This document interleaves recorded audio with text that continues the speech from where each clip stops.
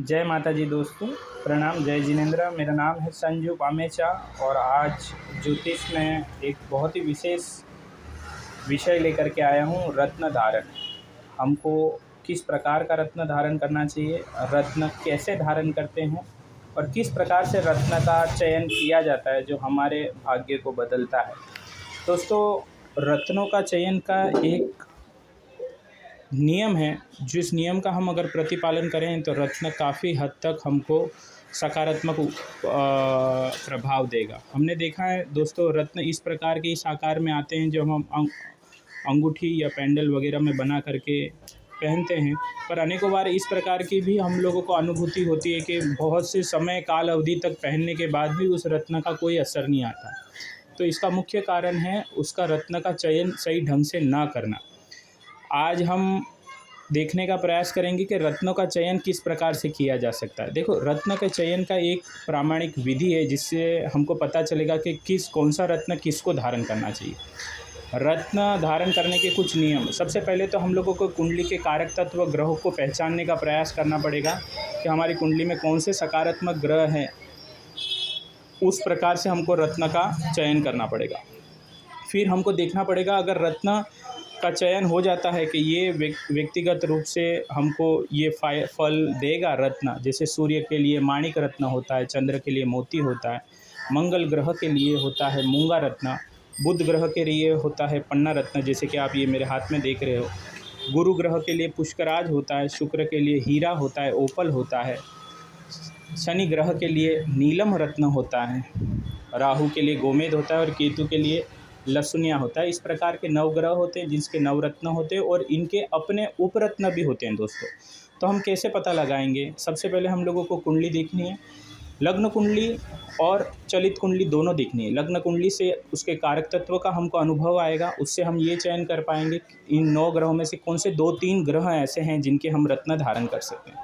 फिर हमको ये देखना है कि चलित कुंडली और राशि कुंडली द्वारा हम किस प्रकार से रत्न का आकार चयन कर सकते हैं। दोस्तों, अगर आप देखोगे एक ही रत्न विभिन्न आकार में आते हैं। जैसे पन्ना की बात करें तो ये रेक्टेंगुलर शेप है, ये स्क्वायर शेप है, जो चौकोन आकार है ये लंबचौरस है जिसको रेक्टेंगुलर शेप बोलते हैं, ये तिलक आकार के है जिसको पियर शेप बोलते हैं, ये तिलक के आकार के भांति होता है अगर आप देखेंगे तो। और कोई पिंडाकार होता है यानी ओवल आकार का होता है, अगर आप यहाँ पर देखेंगे तो कोई ओवल आकार में उपलब्ध है। इस प्रकार से हर एक रत्न का अपना एक आकार होता है। तो ये कैसे हम चयन कर पाएंगे? बहुत से ज्योतिष जो बेसिक एस्ट्रोलॉजी करते हैं वो फटाक से बता तो देते हैं ये आपका भाग्य रत्न है, ये आपका धन रत्न है, ये आपका आरोग्य का रत्न है, पर वो ये आकार नहीं बता पाते। हमको आकार देखने के लिए उस व्यक्ति की चलित कुंडली राशि कुंडली दोनों देखना पड़ेगा। किस भाव में चारों तत्वों में से किसकी कमी है, किसकी वृद्धि है, वो भी देखना पड़ेगा, जिससे हम पता लगा सकते हैं। दूसरा हम देखते हैं, अगर हमको कोई रत्न का चयन हो गया, जैसे कि पन्ना रत्न का उदाहरण दिया है मैंने, उसका चयन हो गया तो उसका आकार के बारे में हमने निर्णय ले लिया, तो पर वो आकार का वजन कितना होता है तो वो हमारे कुंडली के इष्ट बल और कष्ट बल द्वारा भी हम पता लगाया जा सकता है। ग्रहों की अवस्था, बाल है, वृद्ध है, कुमार है, उससे भी हमको ये पता लगाया जा सकता है कि किस प्रकार से हम रत्नों के वजन का चयन करें। एक मुख्य प्रमाण ये होता है कि व्यक्ति के खुद के शरीर के वजन से भी हम रत्न का वजन का चयन कर सकते हैं। चौथा नंबर पे सबसे इम्पॉर्टेंट है कि रत्न को आजीवन काल के लिए पहना जाए, ये कुछ समय अवधि के लिए पहनना जाए। वो उसकी दशा के द्वारा भी हमको ये पता लगाया जा सकता है उसकी कुंडली में दशा किस प्रकार से गुजर रही है। साथ ही साथ उस रत्न को किस धातु में मढ़ा जाए, ये कैसे पता लगेगा? तो व्यक्ति के पंचदा मैत्री चक्र का उपयोग हम यहाँ पर कर सकते हैं। ये पता लगाया जा सकता है कि कौन सा ग्रह किस ग्रह के साथ मैत्री बन रहे हैं। उस अनुकूल मैत्री चक्र के अनुसार हम धातु का चयन कर सकते हैं कि जैसे बृहस्पति के लिए सोना होता है, सूर्य के लिए भी सोना होता है, चंद्र के लिए चांदी होती है और मंगल के लिए तांबा होता है, इस प्रकार की वस्तु। फिर हमको अनुकूल स्थान पता होना चाहिए कि हम रत्न को हाथ में पहने, गले में पहने या उंगलियों में पहने तो कौन सी वाली उंगली में पहने, अनामिका में, तर्जनी में। जैसे ये अनामिका हो गई है, ये तर्जनी उंगली हो गई, ये मध्यमा हो गई, ये कनिष्ठा हो गई, ये अंगुष्ठ हो गया। हम ब्रासलेट के स्वरूप में पहने कि पेंडल के स्वरूप में पहने, इतना सब चयन होने के बाद हमको रत्न को सही ढंग से जागरूक करना पड़ता है उसके प्राण प्रतिष्ठा विधि के द्वारा। प्राण प्रतिष्ठा विधि कैसे होती है? प्राण प्रतिष्ठा विधि के अनेक नियम हैं। जैसे रत्न का अभिषेक किया जाता है, उसके अनुकूल आराध्य देवता के सम्मुख उसके कुछ समुचित जाप होते हैं, उस जाप को किया जाता है। जैसे कि बुध ग्रह के लिए 9000 जाप होते हैं, तो उसके 4 गुना 36,000 जाप किया जाता है, शुद्धिकरण की जाती है। फिर उसकी एक प्रॉपर मुहूर्त विधि निकाली जाती है। हर एक ग्रह के अलग अलग नक्षत्र होते हैं, अलग अलग वार होते हैं।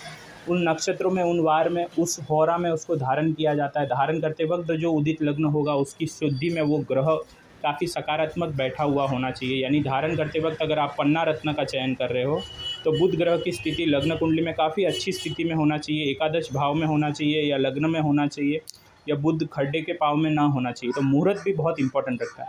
इतना सब करने के बाद ही हमको पता लगेगा कि हमारा रत्न हमारे लिए साकार है या नहीं। अगर इसमें से कोई भी हमने कमी महसूस की, दोस्तों केवल हम लोगों ने आजकल कंप्यूटर के माध्यम के द्वारा हम पता लग जाता है ये हमारा भाग्य रत्न है, और कुछ भी पहन लेते हैं और असर ना होने पर हम शास्त्र को दोषी करार देते हैं। ऐसा नहीं है दोस्तों। हमको ये देखना है कि पर्टिकुलरली रत्न हमारे लिए उचित है, नहीं है, और है तो कौन से आकार में पहने, कौन सी रत्ती को पहने, किस उंगली में पहने, कौन से धातु में पहने, किस प्रकार से उसकी प्राण प्रतिष्ठा हो। तो आज का ये वीडियो हमने रत्न के ऊपर रखा है। सबसे पहला मैं पन्ना रत्न के बारे में मैं बताना चाहूँगा। पन्ना रत्न एक बुध ग्रह का रत्न है। इसका रंग हरा होता है, और बुध ग्रह के जो आराध्य देवता हैं वो कुल देवता हैं, गणपति जी हैं। ये 2 देवता बुध के आराध्य देवता है। और बुध ग्रह का जो खुद का धातु है वो है कांसा। बुध ग्रह को का जो औषधि है वो अपामार्ग। ये औषधि हमके प्राण प्रतिष्ठा विधि में बहुत काम आती है। बुध ग्रह की जो दिशा है वो उत्तर दिशा। बुध ग्रह की जो मुख्य उंगली है वो अनामिका। कौन से केस में पन्ना को अनामिका में भी धारण किया जाता है, उसकी मुख्य है कनिष्ठ का उंगली, जो लास्ट वाली उंगली बोलते हैं।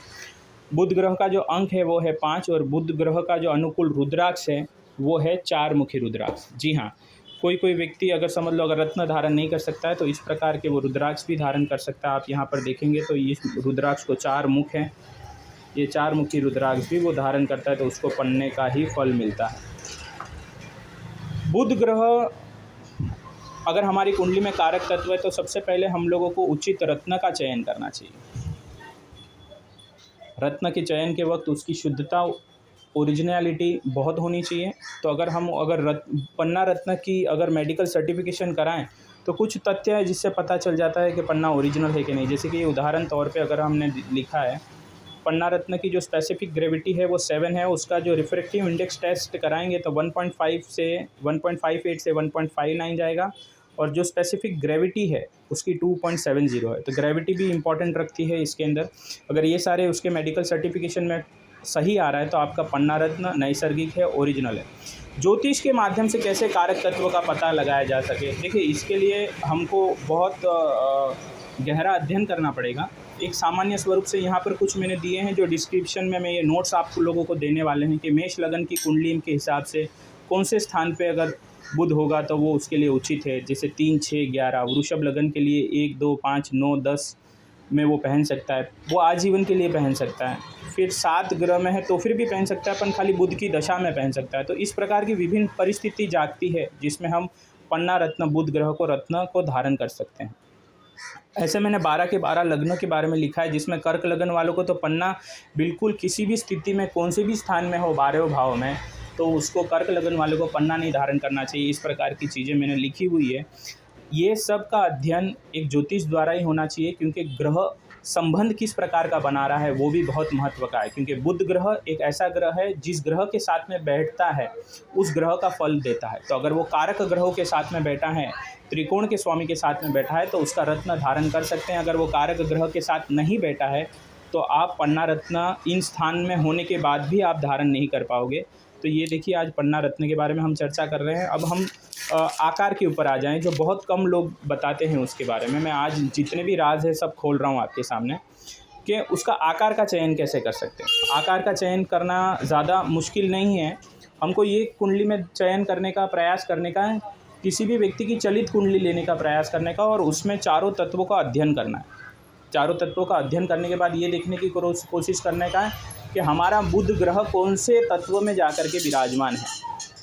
ये तत्व स्थान के अनुसार होने चाहिए, जैसे कि 1, 5, 9 अग्नि तत्व स्थान मिले जाएंगे, 2, 6, 10 ये पृथ्वी तत्व स्थान माने जाएंगे, 3, 7, 11 ये वायु तत्व स्थान माने जाएंगे, 4, 8, 12 ये जल तत्व स्थान माने जाएंगे। तो जो तत्व की कमी जिस कुंडली में हो, हमारा शरीर 5 तत्वों में से बना हुआ है, जो 5वां तत्व आकाश तत्व चारों तत्वों में विहीन है, तो जिस तत्व की कमी होगी उस तत्व की जागृति के लिए हमको वो आकार लेना है। जैसे कि पृथ्वी तत्व के लिए स्क्वायर आकार लेना है, पृथ्वी तत्व अगर जड़ है तो उसका रेक्टेंगुलर आकार लेना है, अगर वायु तत्व में है तो हम पिंडाकार ले सकते हैं, जल तत्व है तो हम गोल आकार ले सकते हैं, अग्नि तत्व है तो उसको तिलक शेप में ले सकते हैं। इस प्रकार का किसी भी ज्योतिष के माध्यम से उसके आकार का चयन करना है। देखिए यहाँ पर हर एक तत्व के हम लोगों ने रत्न उदाहरण के स्वरूप में मैंने दिखाने का प्रयास किया है। पन्ना रत्न से फ़ायदा क्या होगा दोस्तों? पन्ना रत्न धारण करने से सबसे बड़ा फ़ायदा है कि व्यक्ति की स्मरण शक्ति तीव्र होती है, उसके बोलने की क्षमता, कम्युनिकेशन स्किल, वाक्य शक्ति, मार्केटिंग स्किल प्रबल होती है, उसकी एकाग्रता, एक चित्तपना भी प्रबल होता है। चमड़ी की अगर कोई विशेष परेशानी है, उसको एलर्जी है तो वो भी दूर हो जाती है, उसको पर्सनालिटी में एक तेज मिलता है, गणित शास्त्र उसका काफ़ी प्रबल हो जाता है और रिसर्च क्वालिटी उसके अंदर डेवलप हो जाती है। तो जो शेयर मार्केट में उन लोगों को तो पन्ना रत्न धारण करना चाहिए अपनी कुंडली के अनुसार। पन्ना रत्न कौन से प्रदेशों में पाया जाता है? पन्ना एक ऐसा रत्न है जो हिंदुस्तान में भी पाया जाता है। सबसे ज़्यादा प्रचलित पन्ना जो है वो ज़ाम्बियन पन्ना, जैसे कि ये आप पालक के रंग का पन्ना अगर यहाँ आप देख पा रहे हो, ये ज़ाम्बियन पन्ना ज़्यादा प्रचलित है। सबसे महंगे पन्नों में से ब्राज़ील के पन्ने भी काफ़ी महंगे। देखिए ये क्लियर कैसे ब्राज़ील के पन्ने, ये मैंने बताए हैं पिंड आकार के। कोलंबियन पन्ने का जो कलर है वो फेडेड होता है, थोड़ा लाइट कलर होता है इस प्रकार का, पर ये सब ओरिजिनल होते हैं। पन्ना रत्न न धारण करने की परिस्थिति में आप उसका उपरत्न मैलेकाइट, ग्रीन, ऑनेक्स, जेड ये सारे धारण कर सकते हैं, जिसको हिंदी में मरगज, दाना फिरंग वगैरह पहनते हैं।